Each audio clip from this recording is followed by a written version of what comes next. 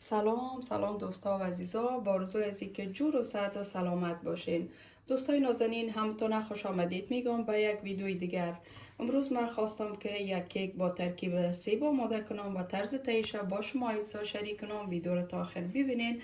اگر به طریقی من خوشتان اومد این کیک مزه‌دار آماده کنین و نوش جان کنین. دوستای عزیز، بر آماده کردن کیک سیب خود ما دو دانه سیب که البته کم کلانتر است در نظر گرفتیم و به می اندازه توته کردیم که یعنی نه بسیار باریک است و نه هم دبن. 3 دانه تخم مرغ، 2 گیلاس آرد، نیم گیلاس روغن، از 1 گیلاس کمتر شیر، بوره هم همچنان از 1 گیلاس کمتر یعنی گیلاس های سرپر نیست، سرخالی است. 1 پاکت بیکن پودر، 1 پاکت ونیلا، هیل همیشه به قدر ضرورت، دارچین هم به قدر دلخواه چقدر میخواین، 600 گرم چارمغز که 300 گرمش داخل کیک مندازم و 300 گرمش هم در سر کیک مندازم و همچنان 2 قاشق بوره که ایره امرای کیک مخلوط میکنم. دوستای عزیز، بسم الله الرحمن الرحیم گفته ما کار خدا شروع میکنم. امی بوری که 2 قاشق بوده نظر گرفتی میره بالای سیب مندازم و همچنان دارچینی که در نظر گرفتی میرم بالای سیب اضافه میکنم. دارچین و بوره را امرای سیب خوب مخلوط میکنیم. دوستای عزیز، ما 3 دانه تخمه که در نظر گرفته بودم ایره به ظرف انداختم و خوب مکسرش میکنم. دوستای عزیز، قسمه که شما کمی در کار ما آشنایی پیدا کردین، ما همیشه بوره یا شکر اول پودر میکنم، بعد از او استفاده میکنم. اینو داخل ظرف مندازم و برای 2 الی 3 دقیقه خوب مکسرش میکنم. دوستای عزیز، من 3 دقیقه تخمه با بوره مکسر کردم و حال شیری که در نظر گرفتیم میره اضافه میکنم. همچنان روغن که در نظر گرفتیم میرم اضافه میکنم. ونیلا هم اضافه میکنم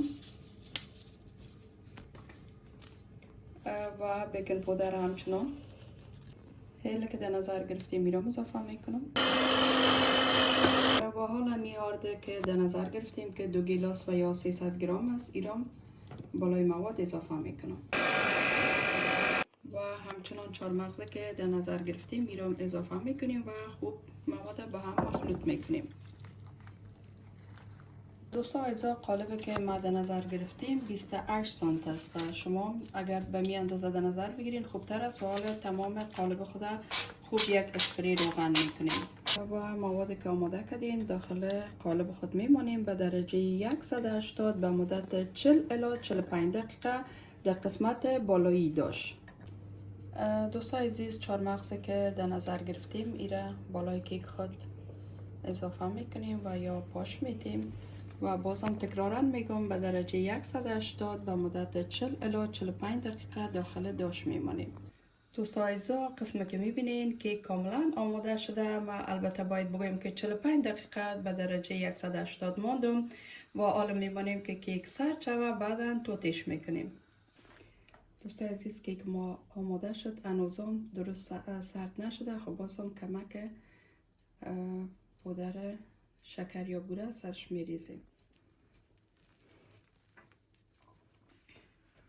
دوستای عزیز، من یک توتیش توته کردم، میبینین که بسیار خوبش آمده، همونطور اسفنجی دوستا که مغزش خام نیست. میبینین دوستا و عزیزا، قسمه که میبینین کیک 4 مغزدار و سیبدار ما آماده شده. البته یک کیک فوق العاده مزه‌دار است. دوستای نازنین، باید بگویم که زمان پخت امو 45 دقیقه بیخی کافی بود. تا زمانی که کیک پخته شد، چون من رخصت بودم در خانه بودم، وقت کافی داشتم، خواستم که یک خجوره هم آماده کنم. البته در خجوره در ویدیوهای قبلی ما امرای شما طرز تهیه‌اش شریک ساختیم. دوستای نازنین، اگر ویدیو خوشتان میاد لایک کنین، همچنان کانال خواهرتان سابسکرایب کنین و مرا حمایت کنین تا ویدیوهای بعدی همتان به علای پاک امانت میکنم.